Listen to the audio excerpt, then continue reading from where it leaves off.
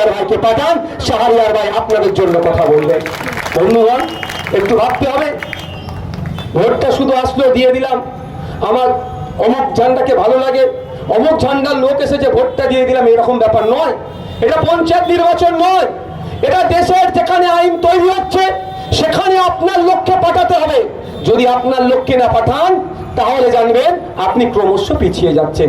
ইতিপূর্বে এই শ্রীরামপুরের মানুষেরা, এই শিয়াখালার মানুষেরা 17 বার আপনাদের লোককে পাঠিয়েছিলেন। আমি অস্বীকার করব না, আকবর আলী খন্দকার সাহেব, যার কথা আমরা কেউ বলতে পারবো না, তিনি দেখিয়েছিলেন এমপি কোটার টাকা কিভাবে খরচ করা যায়। তাকে আজকে আমরা স্মরণ করছি এই স্টেজ থেকে।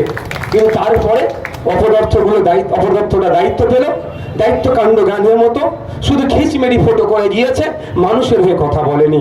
তাই তাদের শ্রীরামপুরে আওয়াজ তুলতে হবে, চলো এমপি পাল্টায়, শ্রীরামপুরের এমপিকে পাল্টাতে হবে, শাহরিয়ার ভাইকে পাঠাতে হবে। তাহলে জনগণের কণ্ঠ হয়ে পার্লামেন্টে গিয়ে জনগণের হয়ে আওয়াজ তুলবে। আরে এমপির কাজ কি?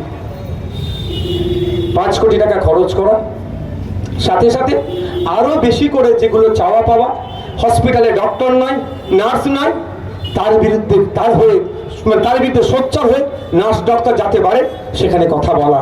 আপনাদের বলে রাখি, হসপিটাল সংক্রান্ত বিষয় হচ্ছে বলে একটু বলে রাখছি, আমরা হুগলি জেলার মানুষ, একটু তথ্য দিয়ে রাখি।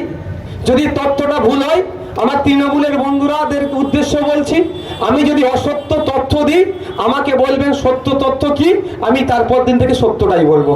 এখন আমি সত্য বলছি, যদি আমার তথ্যটা মিথ্যা হয় সেটাকে আমি রেকটিফাই করে নেবো। আমি হুগলি জেলায় মানুষ কত আছে?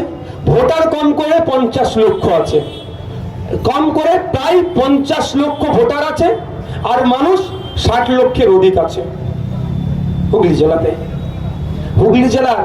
হুগলি জেলার ক্ষেত্রে পশ্চিমবাংলা সরকার মেডিসিনের জন্য কত টাকা দেয় আপনারা জানেন? কারো জানা আছে? 47 লাখ টাকা, 47 লাখ। আর জনগণ কত আছে? প্রায় 60 লাখ। তাহলে ভাবুন, এক একটা জনগণের মাথা পিছু 1 টাকা করেও কিন্তু পড়ে না। এইটা হচ্ছে রাজ্যের স্বাস্থ্যের বেহাল দশা। মানে আমার থেকেও খারাপ অবস্থা রাজ্যের স্বাস্থ্য ব্যবস্থার। আমার তো যা খারাপ অবস্থা দেখতেই পাচ্ছেন, আমার থেকেও খারাপ। তো এই কথাগুলো যখন বলি ওদের রাগ হয়। তো আমি যদি অসত্য তথ্য দিই তাহলে বলুন, আমি রেকটিফাই করে নেবো। বলুন আপনারা যারা আছেন, আজকে এখানে শিয়াখালা বাজার অনেক বেসরকারি হসপিটাল আছে, অনেক সরকারি হসপিটালের অবস্থা দেখুন কোথায়। সরকারি স্বাস্থ্য কেন্দ্রে গিয়ে পরিষেবা পাই আমরা, কোথা ছুটে যেতে হয় শ্রীরামপুর, সেখানেও পরিষেবা পাচ্ছি না, যাচ্ছি কোথায়? কলকাতায় চলে যেতে হচ্ছে, আর না হলে বেসরকারিতে যেতে হচ্ছে। কিন্তু জনগণের উদ্দেশ্যে বলি, যে তৃণমূল করেন আমার কথা শুনে হয়তো মনে মনে গাল দিচ্ছেন,